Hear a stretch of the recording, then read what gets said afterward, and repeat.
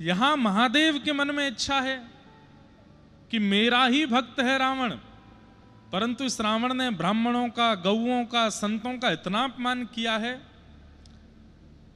इसका वध मेरे ही हाथों हो, मैं ही मारूं। तब शिव के ही 11वें रुद्र श्री हनुमान जी महाराज हुए। 11वें रुद्र स्वरूप में श्री हनुमान जी आए। हनुमान जी महाराज के स्वरूप शंकर जी के ही अवतार माने जाते। यहां अंजनी मैया प्रार्थना कर रही हैं शिव जी से कि ऐसी कोई संतान हो। तभी आप बैठी थी एक पर्वत के ऊपर ध्यान लगा करके। यहां केसरी महाराज जो हैं हनुमान जी के पिताजी, इनको भी एक शाप लगा है। क्या? कि इनके कभी संतान नहीं होगी। और अंजनी मैया की इच्छा पूरी कैसे हो? बहुत ध्यान से सुनिएगा, बड़ी सुंदर कथा है। केसरी महाराज के यहां संतान नहीं हो सकती, अंजनी मैया की संतान की इच्छा है। जन्म के बाद विवाह के उपरांत अंजनी मैया अभी तक ब्रह्मचारिणी ही हैं। एक पर्वत पर बैठ करके केवल तप कर रही हैं।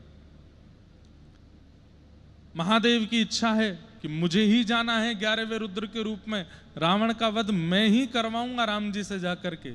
लेकिन शिव प्रकट हो, उसके लिए स्थान भी तो, मां भी तो ऐसी चाहिए।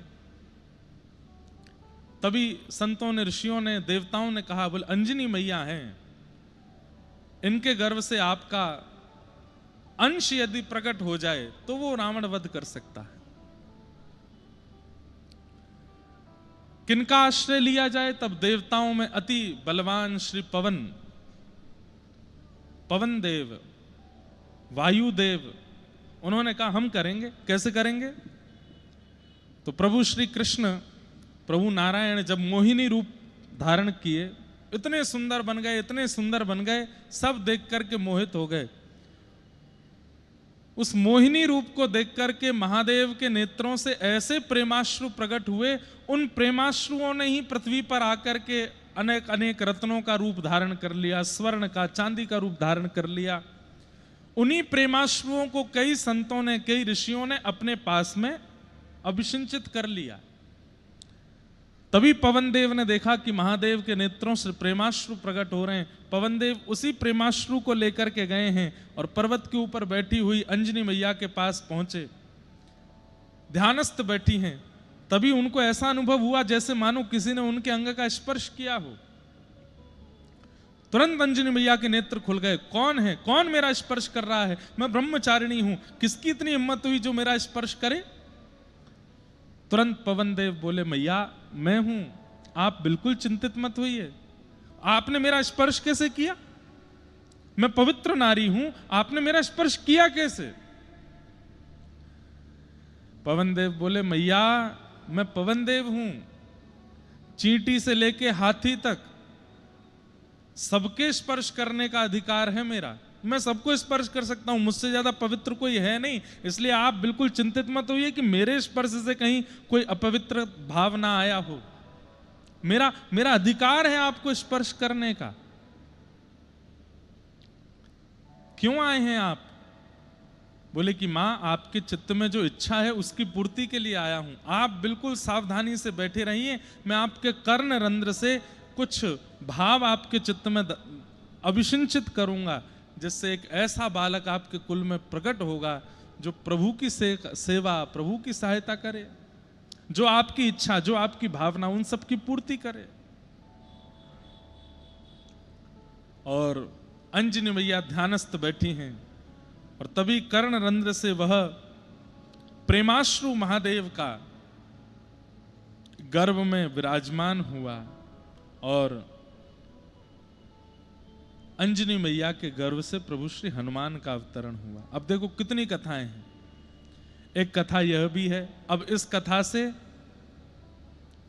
शंकर सुवन भी हो गए, पवन तने भी हो गए। पवन के द्वारा प्रयास करने पर प्रकट हो रहे हैं, शंकर जी के प्रेमाश्रु से हो रहे हैं, तो दोनों भाव हो गए। और वो प्रसिद्ध कथा सबने सुनी है कि कैकेयी जी का जो खीरांग था उसको एक चील लेकर के उड़ी और जाकर के वहां अंजनी मैया की गोद में छोड़ दिया। उसको पाकर के श्री हनुमान जी महाराज का प्रादुर्भाव हुआ। तो उस भाव से वो केसरी नंदन भी हैं। केसरी नंदन इसलिए भी हैं क्योंकि अंजनी जी के, हनुमान जी के पिता तो केसरी भगवान ही हैं। तो केसरी नंदन भी हैं, शंकर सुवन भी हैं, पवन तनय भी हैं, तीनों के पुत्र हैं श्री हनुमान जी महाराज। ऐसे श्री हनुमान जी का फिर प्रादुर्भाव हुआ। और देखो एक बात, अभी मैं आ रहा था तो मन में बहुत सारे भाव चलते आ रहे थे, सोचता आ रहा था हनुमान जी महाराज कैसे भक्त हैं। हनुमान जी के प्राकट्य की कथा तब तक पूरी नहीं होगी जब तक आप राम जी के प्राकट्य की कथा नहीं सुनोगे। मतलब किसी भी स्थान पर, किसी भी परिस्थिति में हनुमान जी अपने आप को आगे नहीं रखते, सब जगह मेरे राघव जी आगे हैं। आज हनुमत जन्मोत्सव की कथा जहां कहीं भी कही जा रही होगी विस्तार से, उसमें सबसे पहले यही कहा जा रहा होगा, एक बार भूपत मन माही, भई ग्लानि मोरे सुत नाहि। यहीं से ही प्रारंभ हो रहा होगा। और उसके बाद वशिष्ठ ऋषि आए, गुरुदेव आए, गुरुदेव ने आकर के यज्ञ किया, यज्ञ के चरु हुए, एक चरु लेकर के पक्षी चला गया, अंजनी मैया की गोद में गया, वहां राम भरत लक्ष्मण शत्रुघ्न प्रकट हुए, यहां अंजनी मैया के गर्भ से श्री हनुमान जी महाराज। गोस्वामी तुलसीदास जी महाराज हनुमान चालीसा में कहते हैं,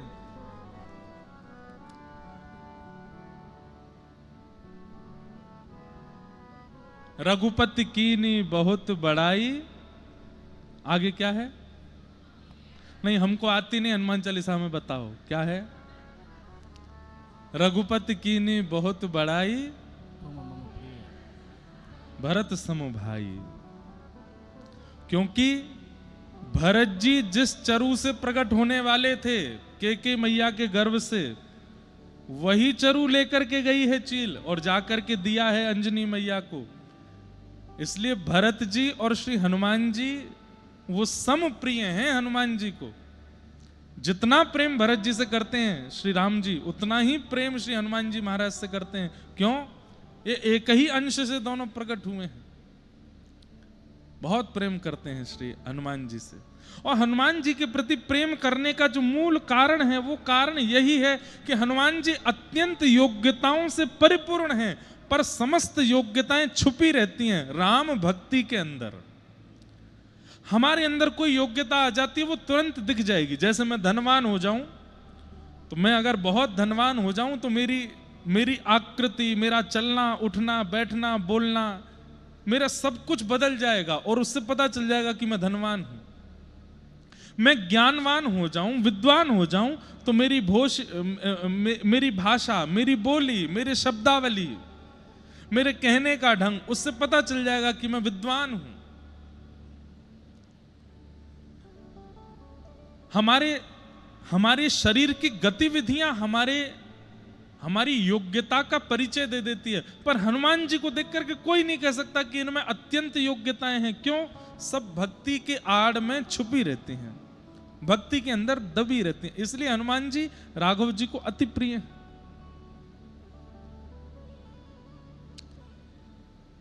इतना सब कुछ कर दिया हनुमान जी महाराज ने, लेकिन तब भी राघव जी को अति प्रिय हैं श्री हनुमान जी।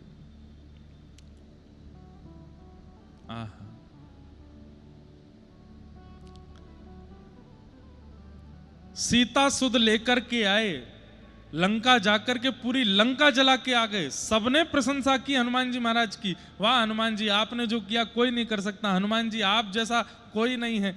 हनुमान जी ने अंत में एक ही उत्तर दिया, बोले तब प्रताप रघुनाथ, ये मेरी सामर्थ्य नहीं है, ये मेरे राम जी का प्रताप है, जिनकी कृपा से मैंने ये सब किया। हम आप सब कैसे हैं? हम में और आप में कैसा स्वरूप है कि हम जो भी कुछ करते हैं सब में अपनी योग्यता का भाव रखते हैं। लेकिन श्री हनुमान जी महाराज सब क्रिया करने के बाद में राघव जी की प्रधानता बताते हैं कि उन्हीं की कृपा है, उन्हीं के कृपा प्रसाद से सब हो रहा है, और यही विशेषता है उनकी।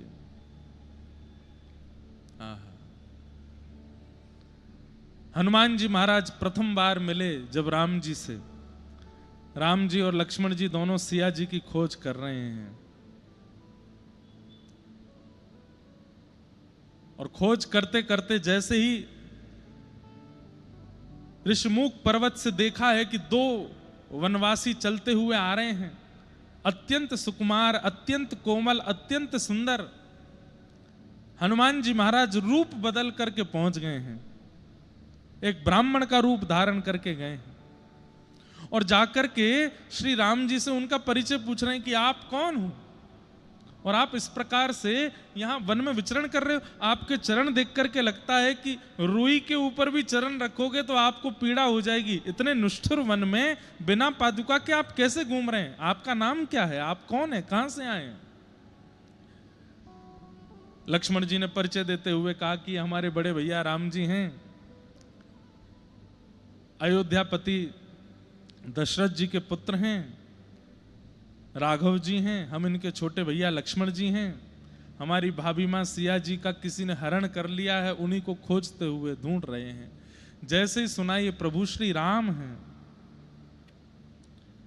तुरंत हनुमान जी महाराज ने प्रणाम किया, रूप नहीं बदला, ब्राह्मण रूप में ही प्रणाम किया, चरण पकड़ लिए, कहने लगे अरे अरे मैं तो आपका दास हूं, आप तो मेरे स्वामी हैं, आपकी प्रतीक्षा में ही तो मैं बैठा था।